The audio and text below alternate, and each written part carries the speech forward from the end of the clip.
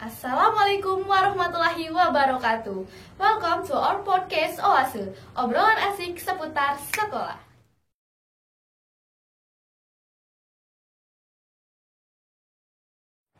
Jalan-jalan di pagi hari, singgah di warteg lagi ngantri. Bertemu lagi di podcast kali ini dengan narasumber tercinta kita, Ibu Harijanti. Jadi, narasumber kita kali ini adalah Ibu Harijanti yang akan menjelaskan kita dalam permasalahan meningkatkan pemahaman warga sekolah terhadap jenis-jenis sampah yang ada di lingkungan sekolah kita. Nah, halo Ibu, bagaimana kabarnya? Baik, alhamdulillah ya. Alhamdulillah sehat. Dalam keadaan sehat. Ya, alhamdulillah. Nah, bagaimana nih Bu perasaan Ibu diundang ke podcast kali ini? Perasaannya gugup karena baru pertama ya. Ya. Oke. Tapi mudah-mudahan bisa tampil dengan baik. Nah, terima kasih sekali untuk Ibu karena Ibu sudah mau hadir di dalam podcast kami dan memberikan penjelasan untuk semua sobat podcast. Nah, oke baik. Sedikit profil tentang Ibu Harijanti. Beliau salah satu anggota manajemen sekolah. Beliau saat ini menjabat sebagai Wakakurikulum SMA Negeri 1. Beliau mengajar di 2 mata pelajaran sekaligus, yaitu PKWU dan Biologi. Beliau saat ini mengajar di kelas 10G dan H, kelas 12 IPA 1 hingga 12 IPA 4, dan kelas 11 IPS 1 dan IPS 2. Baik, langsung saja ke pertanyaannya. Bagaimana Ibu, sudah siap? Siap. Oke, nah, mengapa nih Bu, sampah harus dikelola dengan baik dan benar? Sampah selain dikelola, betulnya sampah itu kan mulai dari pembuangan, kemudian mengumpulkan, memilah, dan mendaur ulang. Jadi kalau sampah tidak dikelola dengan baik, lingkungan sekolah bisa mengganggu lingkungan sekolah, kebersihan sekolah, kemudian kesehatan juga, kesehatan para warga sekolahnya bisa terganggu. Karena itu tadi, membuang sampah sembarangan bisa menyebabkan kotor lingkungan kita kan. Nah, itu yang dan mengganggu kesehatan kita. Nah, menurut Ibu bagaimana pengelolaan sampah di sekolah kita? Pengelolaan sampah di sekolah kita sudah istilahnya sudah lumayan bagus ya, tapi belum sempurna. Istilahnya masih ada warga sekolah, Ibu menyebutnya warga sekolah. Jadi bukan hanya siswanya, tapi juga gurunya, kemudian pegawai-pegawai yang ada, kemudian warga sekitar kita gitu kan. Tingkat kesadaran untuk membuang sampah masih kurang. Istilahnya membuang sampah pada tempatnya itu masih kurang. Dan proses pemilahannya juga masih kurang gitu ya, itu. Ya, jadi kita seharusnya sudah memiliki rasa tanggung jawab dan kesadaran untuk diri sendiri membuang sampah pada tempatnya. Tentunya seperti itu. Nah, Bu, ada berapa jenis sampah nih yang perlu kami ketahui? Secara umum kalau sampah itu ada 3 jenis. Ada sampah organik, ada sampah anorganik, dan ada sampah B3, bahan berbahaya dan beracun. Sebetulnya 3-tiganya ada di sekolah kita gitu ya. Tapi seperti sampah organik, itu sisa-sisa makanan, kemudian sisa-sisa daun, kertas. Nah, itu termasuk sampah organik. Sampah organik istilahnya gini, yang bisa terurai dalam jangka waktu pendek. Kemudian yang kedua, sampah anorganik itu adalah sampah yang terurai dalam jangka waktu panjang. Contohnya misalnya plastik, botol, kaleng gitu kan. Nah, kemudian kalau sampah B3, bahan beracun dan berbahaya, misalnya lab kita. Kalau kita habis selesai praktek, kita selesainya itu kemudian ada bahan-bahan atau zat-zat kimia yang bisa membahayakan lingkungan sekolah kita. Makanya kita kebetulan lab kita itu mempunyai penampungan untuk bahan-bahan berbahaya tadi. Jadi tidak langsung dibuang ke dalam tanah. Ya. Sekali. Nah Bu, mengapa sampah harus dipilah dan dibuang sesuai dengan jenisnya? Ya, sampah harus dipilah karena untuk memudahkan ya. Gini, kalau sampah dipilah, alhamdulillah di setiap kelas kita mempunyai paling tidak 2 tempat sampah, ya, 1 organik, 1 anorganik. Kalau sampah itu tidak dipilah, organik dan anorganik dijadikan satu, sampah anorganik kan cepat terurai. Hari ini kita buang, besok sudah terjadi pembusukan. Nah, sedangkan kalau sampah anorganik itu masih bisa kita gunakan lagi, ya. bisa kita gunakan lagi untuk daur ulang, kemudian kita bisa gunakan untuk kegiatan kita prakarya atau menghasilkan barang-barang yang lebih berguna lagi. Ya, kerajinan. Kerajinan, nah, seperti itu bunga. Ya, seperti bunga ini gitu kan. Ini kan dari plastik ya. Jadi masih bisa dimanfaatkan kembali. Nah, kalau misal sampah organik bisa dibuat pupuk ya Bu ya? Ya, nah itu dia. Sampah organik kalau dia sudah terpilah atau terpisah dari sampah anorganik, bisa kita jadikan pupuk, kompos gitu kan, sisa-sisa daun kering. Nah itu. Apalagi betul. di SMA ini luas ya dengan tanaman-tanamannya. Nah betul itu. Kita terlalu luas gitu ya. Jadi biasanya kan kita kegiatan hari Jumat bersih. Nah kita kan ada kebersihan dari seluruh kelas, itu kan sampah yang anorganik. Anorganik kita pilah sendiri, anorganik kita pilah, kemudian kita kumpulkan di gudang Green School ya, yang organiknya, kemudian bisa kita buat jadikan bahan untuk pembuatan kompos. Ya. Oke. Berarti setiap Jumatnya itu ada kegiatan Jumat bersih. Iya, betul itu. Jumat bersih ya. Jadi ya istilahnya bukan hanya sekitar kelas kita, tapi kan lingkungan kita, sampai keluar pagar sana kan kita melaksanakan Jumat bersihnya kan. Kalau di sekolah nih Bu, jenis sampah yang banyak dihasilkan itu apa ya Bu? Kalau jenis sampah yang paling banyak dihasilkan sampai sekarang itu adalah sampah plastik. Sampah plastik. Ya, anorganik. Contohnya plastik tadi kan. Ya. Karena apa? Botol minuman masih ada, bungkus-bungkus makanan masih ada. Nah itu ya. Jadi sebisa mungkin kita mengurangi sampah plastik ya, sebisa mungkin. Kalau memang diusahakan bisa, kenapa tidak? Dari tusuk sate mungkin. Nah itu dia. Tapi kalau tusuk sate itu termasuk organik, ya, karena dia dari bahan makhluk hidup, ya bambu kan. Nah biasanya gitu kan, masih bisa terurai dengan dalam jangka waktu yang sebentar. Nah itu dia. Oke.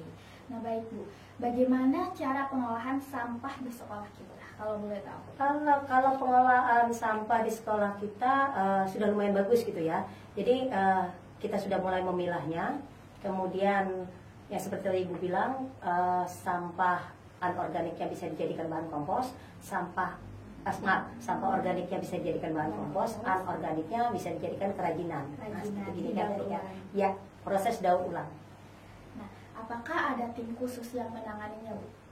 Kalau tim khusus ada, biasanya setiap hari Jumat kegiatan kepramukaan dibantu atau diketuai oleh Ibu Endang. Ya, itu ada proses penimbangan sampah, tapi khusus untuk sampah anorganik.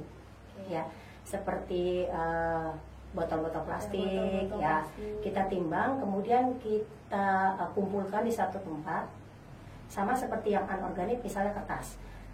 Kita belum bisa mendaur ulang kertas tadi, tapi kita kumpulkan, kemudian setelah terkumpul kita bisa menjualnya pada pemulung.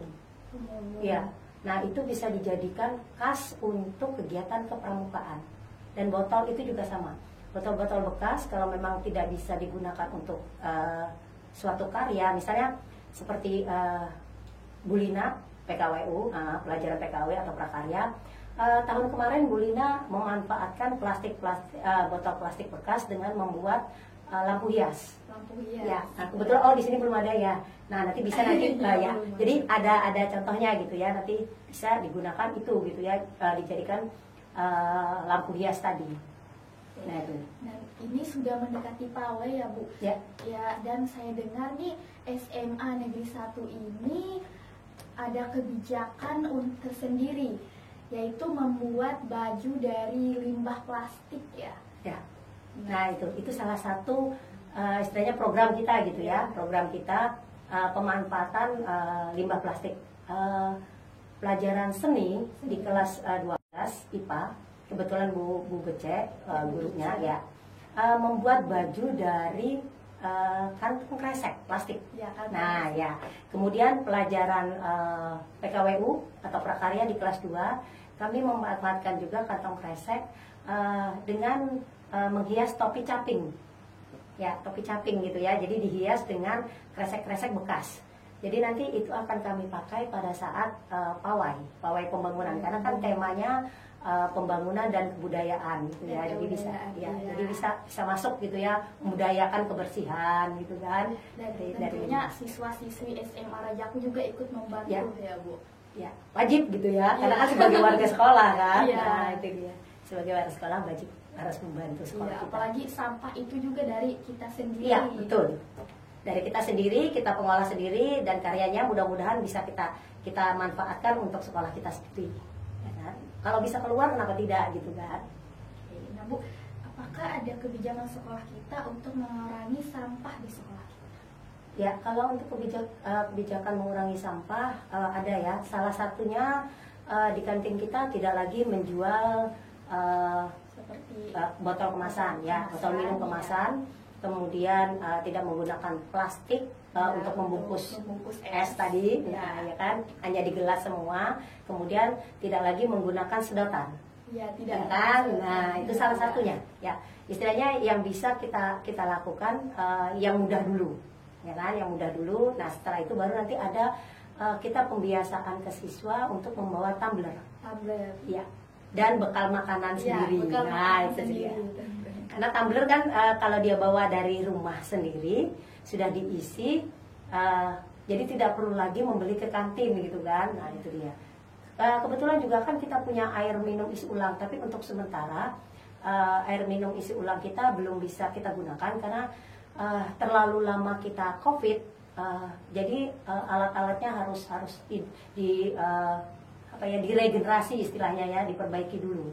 Nah mudah-mudahan dalam jangka waktu dekat sekolah bisa memperbaiki air daur ulang kita itu. Jadi siswa tidak lagi membeli minum di kantin, tapi di kelasnya bisa membawa botol minuman masing-masing. Habis minum botol minumannya bisa ke ruangan yang daur ulang tadi. Oke, benar sekali. Nah Bu, apa harapan Ibu untuk siswa-siswi di SMA Rajaku agar tidak ada sampah berserakan di lingkungan sekolah kita? Untuk sampah yang berserakan,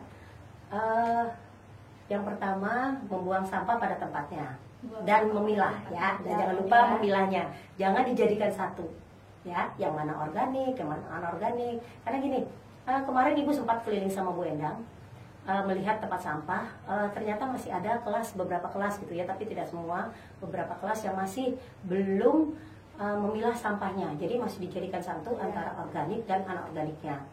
Nah itu yang pertama. Kemudian yang kedua tadi kan pembuangan sampah.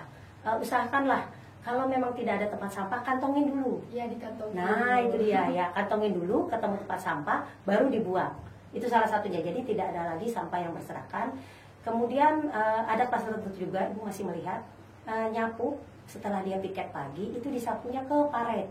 Iya, sampah-sampahnya. Ya, jadi kertas bekas itu banyak diselokan airnya. Seharusnya kan setiap kelas kan sudah ada sekop untuk menampung sampah, kan itu seharusnya dikumpulkan di sekop itu baru dibuang ke tempat sampah. Nah itu. Jadi memang istilahnya kesadaran warga sekolah kita masih kurang. Ya. Mudah-mudahan nanti ke depannya bisa bertambah ya. Untuk sekarang mungkin hanya 70% gitu ya. Mudah-mudahan untuk kedepannya bisa 100% kesadaran. Ya, alhamdulillah ya. Semoga bisa 100%. Ya, itu dia. Nah, yang diharapkan. Nah, jadi seperti itu ya teman-teman, bahwa sampah harus dikelola dengan baik dan benar. Karena jika tidak dikelola dengan baik dan benar akan berdampak buruk bagi lingkungan sekitar kita dan juga kesehatan kita tentunya. Ya, seperti itu Bu. Ya. Ya, lebihnya seperti itu kan. Memang harus ya, wajib kita mengelola sampah kita. Kan kita yang punya sampah, kita juga yang harus bertanggung jawab dengan sampah tersebut. Karena sampah itu dari kita sendiri juga. Dari kita sendiri, mau tidak mau harus kita mengelolanya sendiri juga. Nah, oke, baik. Terima kasih untuk Ibu Harijanti yang sudah memberikan penjelasan mengenai sampah untuk semua Sobat Podcast. Nah, bagaimana Sobat Podcast? Semoga obrolan kami ini sangat bermanfaat bagi semua Sobat Podcast. Nah, sebelum mengakhiri perbincangan kali ini, saya punya pantun nih. Ibu pergi membawa plastik. Di saat hujan rintik-rintik, mari kurangi limbah plastik agar lingkungan tetap cantik. Sampai jumpa di edisi podcast selanjutnya. Saya Ervina Angel izin undur diri. Wassalamualaikum warahmatullahi wabarakatuh. Waalaikumsalam.